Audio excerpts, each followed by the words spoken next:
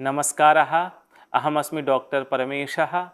अत्र भवतीनां च समेषां हार्दं स्वागतम् अभिनन्दनं वन्दनं करोमि। वयं व्याकरणम् अधीयानाः स्मः। तत्र मकारान्तेषु इदं शब्दस्य रूपाणि त्रिषु लिङ्गेषु पश्यामः। तत्रादौ इदं शब्दः वर्तते। अत्र मूलशब्दः इदमस्ति। पुल्लिङ्गे रूपं भवति अयमिति। पश्यन्तु, प्रक्रियामत्र पश्यामः। इदं शब्दात् सुप्रत्ययः भवति। पुनः इद अं सा इति एवं स्थितिः भवति त्यदादिनाम इत्यनेन। इद अं सा इति एकं सूत्रमस्ति उपरि। इदमो मः, एतत् सूत्रं कथयति इदमो मस्य मः स्यात् सौ। इदमो इत्यस्य मस्य मकारस्य स्थाने मः भवति सौ इत्यस्मात् परे, तो जातमस्ति इद अं सा इति। पुनः एकं सूत्रमस्ति इदोऽयं पुंसि। एतत् सूत्रं कथयति इदमः इदो अय सो पुंसि। इदम् इत्यस्य इदो स्थाने अय आदेशः भवति, सौ परे रहते, तर्हि जातमस्ति रूपम् अयम् इति। तदा रूपं सेत्स्यति अयं। तो पुल्लिङ्गे सूत्रद्वयं प्रवृत्तिष्यते।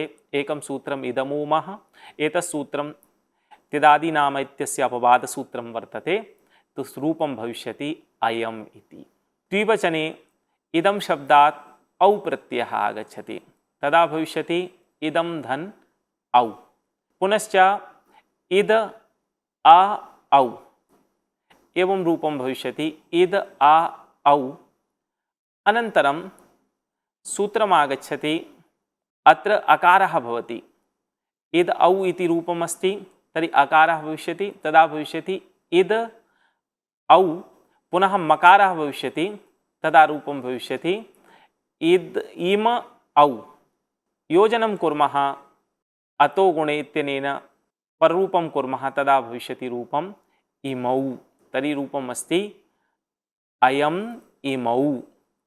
अनन्तरं बहुवचने प्रत्ययः आगच्छति जस् प्रत्ययः। इदं जस् इति रूपम् अस्ति। अत्र पश्यतु, अत्र इमौ इति अस्ति, तत्र दश्च इति सूत्रं प्रवर्तिष्यते। तद्वदति इदमौ मस्य मः स्यात् विभक्तौ, तदा इमौ इति रूपं भविष्यति।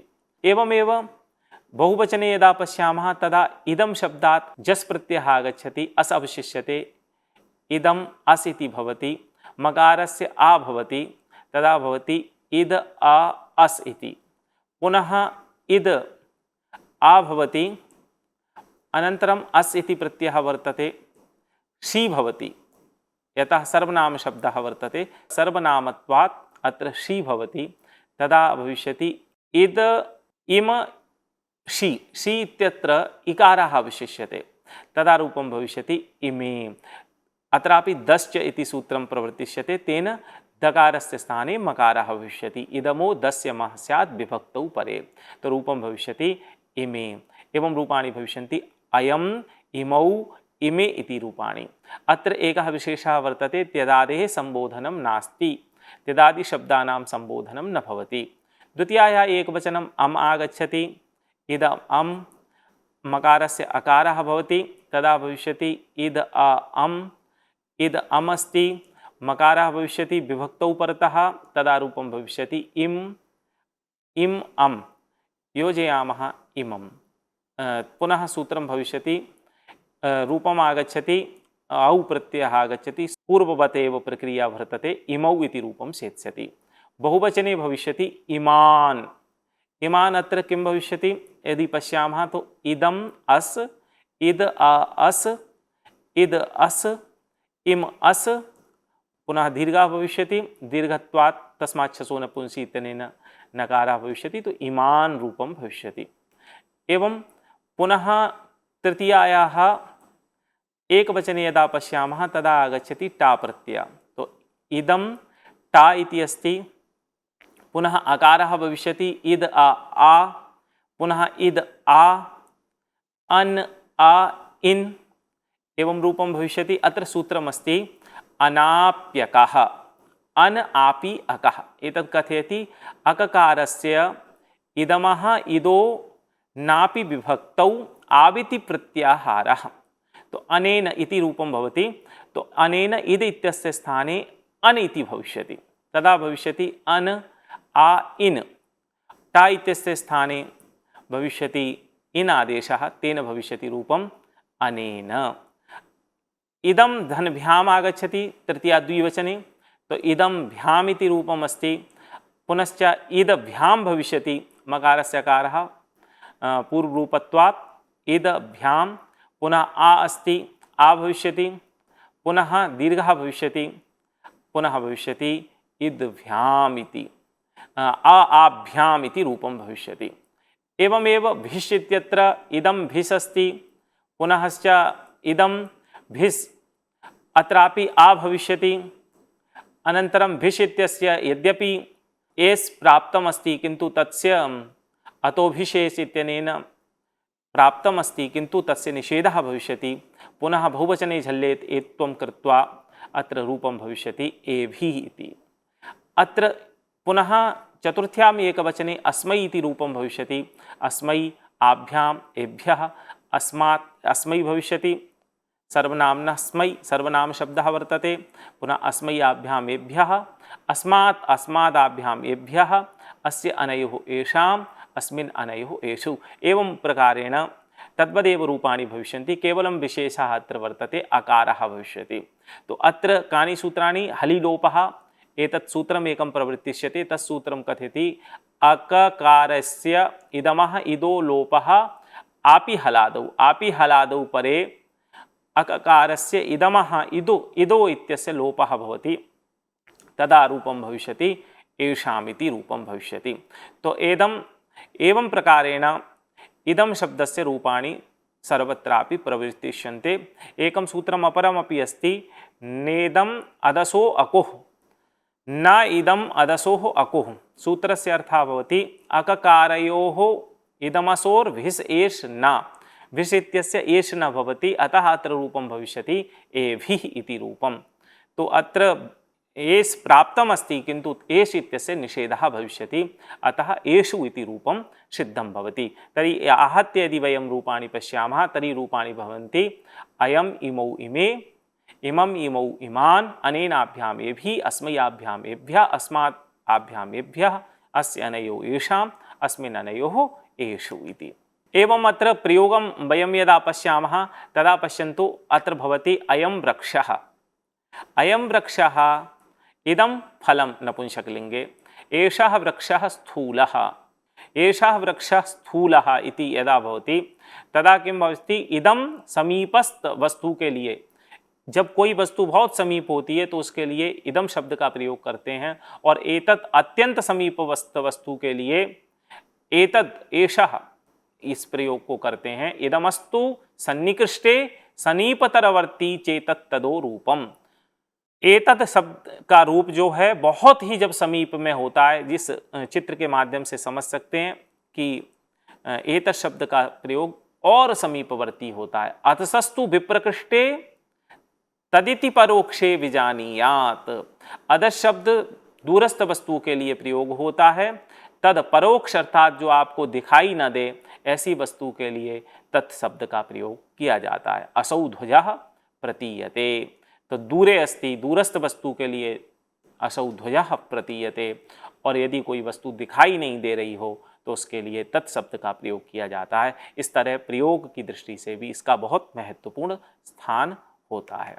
एवमेव वयं रूपाणि यदि चालयामः अस्माभिः चिन्तितमेव, तदा रूपं भवति अयम् इमौ इमे, इमम् इमौ इमान्, अनेनाभ्याम् एभिः, अस्मयाभ्याम् एभ्यः, अस्माताभ्याम् एभ्यः, अस्य अनयोः येषाम्, अस्मिन् अनयोः येषु।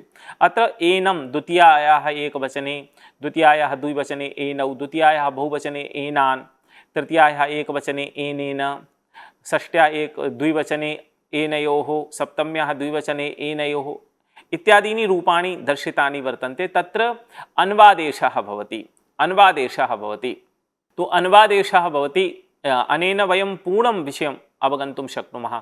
तो अन्वादेशः इत्यस्य अर्थः वर्तते एन, इदम् एतत् ततो अन्वादेशः, एनादेशः भवति इति।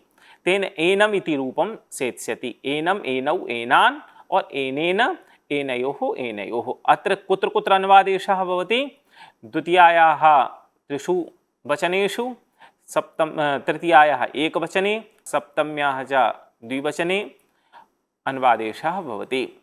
तो किंचित कार्यं विधातुम् उपात्तस्य कार्यान्तरं विधातुं पुनरुपादानम् अन्वादेशः। किंचित किमपि कार्यं विहितं वर्तते, तत् कार्यस्य पुनः विधानाय यदि कश्चन जनः उपात्तः भवति तदा अन्वादेशः भवति। तो एवं कृत्वा अत्र रूपाणि सिद्धानि भवन्ति। तो पश्यन्तु, इदो अय पुंसि, यह एक कार्य होता है।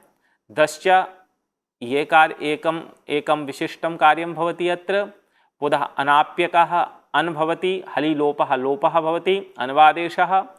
नेदमिदमत्सो अकः अकोः, एतानि कार्याणि इदं शब्दे भवन्ति बाहुल्येन। एतस्य अन्वादेशस्य यदि वयं प्रयोगं कुर्मः तदा प्रयोगः भवति अनेन व्याकरणमधीतम् एनं छन्दः पाठनीयम्। एवं वयं प्रयोगं कुर्मः। एकं कार्यं कृतं, फिर दूसरा कार्य करेगा तो एनम शब्द का प्रयोग कर देते हैं। अन्वादेश वाले प्रयोग को हम करते हैं। इस तरह से इस शब्द को हमें समझना चाहिए। एवमेव स्त्रीलिंगे अपि अत्र प्रक्रिया अस्माभिः अवगन्तव्या वर्तते। पश्यन्तु, स्त्रीलिंगे भवति रूपाणि भवन्ति इयम्, इमे, इमाः, इमाम्, इमे, इमाः, अनया आभ्याम् आभिः, अस्यै आभ्याम् आभ्यः, अस्या आभ्याम् आभ्यः, अस्याः अनयोः आसाम्, अस्याम् अनयोः आसु। अत्र पश्यन्तु किमस्ति, इदं शब्दात् तिदादि नाम प्राप्तः वर्तते। इदमो मा इत्यनेन मकारः भविष्यति। इदं सा इति रूपं भविष्यति। हलङ्गाभ्यो दीर्घस्वति सप्रक्तम् इत्यनेन लोपः भविष्यति। तो इदम् इति जातम् एकं सूत्रमस्ति यः सौः। इदम् इत्यस्य दकारस्य स्थाने या भवति तो रूपं भविष्यति इयम् इति रूपम्। औ इत्यत्र समान प्रक्रिया वर्तते। इदम् औ अस्ति, इदम् औ इति जातं तिदादि नाम इत्यनेन। पुनः इद औ अतो गुणे इत्यनेन। पुनः इदा औ अजाद्यतष्टाप इत्यनेन टाप् प्रत्ययः जातः। तो इमा औ, पुनः दश्च इत्यनेन सूत्रेण इमा औ इत्यत्र शी जाता, तदा भविष्यति इमा शी। ओङ्गहापा इत्यनेन रूपं सेत्स्यति इमे इति। तो एवं कृत्वा रूपं सिद्ध्यति इयम्, इमे, इमाः। इमा किं भविष्यति? इदा जस् आगमिष्यति, जस् प्रत्ययः आगमिष्यति, मा भविष्यति। योजनं कुर्मः तो रूपं भविष्यति इमाः इति। टाप् प्रत्ययः अपि भविष्यति, तो इमाः इति रूपं भविष्यति। तो इयम्, इमे, इमाः, इमाम्, इमे, इमाः, अनया आभ्याम् आभि। अत्र कः विशेषः वर्तते? एकं सूत्रमस्ति यः सौ इति सूत्रं भवति। तिदादि नाम इत्येतत् सूत्रं भवति। दश्च इति सूत्रम् एकं भवति। टाप् प्रत्ययः भवति, हलिलोपः भवति। तो आभ्याम् आभि, अस्यै, आभ्याम् अनयो आसाम्, अस्याम् आसु। इदमो मस्य मह स्यात्। इदम के मकार को मा होता है, सौ के परे रहते। और दश्च इदमो दस्य मह स्यात् विभक्तौ। इदमो के मा दाकार को मा होता है विभक्ति के परे। तो दश्च इति सूत्र, इस सूत्र को हमें समझना चाहिए। और अनाप्य कहा, यह करता है अन, तो बनेगा अनया इत्यादि रूप बन जाएंगे। पुनश्च अस्ति हलिलोपः। अककारस्य इदमः इदो लोपः आपि हलादौ।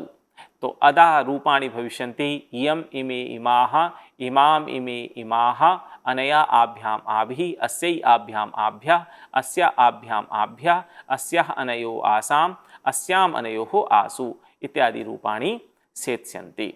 एवं च नपुंसकलिंगे यदि वयं रूपाणि पश्यामः तदा रूपाणि भविष्यन्ति इदम्, इमे, इमानि, इदम्, इमे, इमानि, अनेन आभ्याम् आभि। तो तृतीय केवलं प्रथमायाः एकवचने, द्विवचने, बहुवचने और द्वितीयायाः एकवचन, द्विवचन, बहुवचने रूपाणि भवन्ति। तो तत्र अस्ति इदं शब्दः, इदं शब्दात् भविष्यति अस्माकं प्रत्ययः आगमिष्यति सुप्रत्ययः।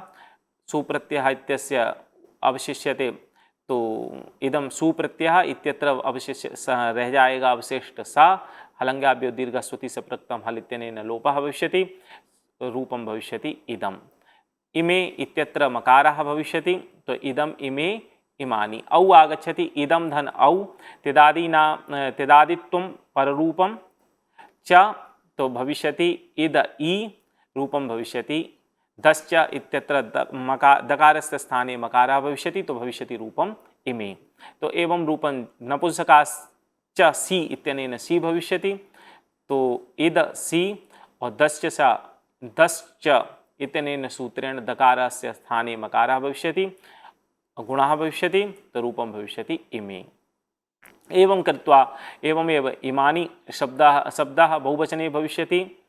तिदादि नाम इत्यनेन इदं शब्दः जसि भविष्यति, इद ई इति, जस्सो सी इति भविष्यति। पुनः इदम् ई इति वर्तते, नपुंसकस्य झलचा इत्यनेन नुमागमः, इद न ई इति भविष्यति। सर्वनाम स्थाने च संबुद्धौ इत्यनेन दीर्घः भविष्यति, तो इदान ई भविष्यति। दश्च इत्यनेन सूत्रेण दकार के स्थान पर मकार हो जाएगा, तो और वर्ण सम्मेलन करके इमानी रूप सिद्ध हो जाएगा। तो एवं इदम इमे इमानी, इस तरह से रूप सिद्ध हो जाएंगे। इदम इमे इमानी, इदम इमे इमानी, और बाकी सभी प्रक्रिया वही रहेगी। यहाँ भी अनुवादेश होगा, तो अनुवादेश इसका नपुंसक लिंग में बनेगा एनत एनद एने एनानी, एतेन एनयोः एनयोः, ऐसा रूप बन जाएगा। अनुवादेशे नपुंसके वा एनद वक्तव्यः, ये इस वार्तिक से एनद होगा, तो यहाँ पर रूप बनेंगे एनत एनत एने एन एनानी एनेन एनयोः एनयोः, इस तरह से रूप बन जाएंगे और बाकी सभी प्रक्रिया पुल्लिंग के समान होगी। तो इदम इमे इमानी, इदम इमे इमानी, अनेन आभ्याम एभि, अस्मै आभ्याम एभ्यः, अस्मात् आभ्याम एभ्यः, अस्य अनयो येषाम्, अस्मिन् अनयोः येषु, इस तरह से रूपों की प्रशक्ति हो जाएगी और रूप सिद्ध हो जाएंगे। तो तीनों लिंगों में हम इन रूपों का प्रयोग भी कर सकते हैं और उस प्रयोग के सामर्थ्य से अपने व्यवहार में नैपुण्य विकास कर सकते हैं। धन्यवादः। नमो नमः।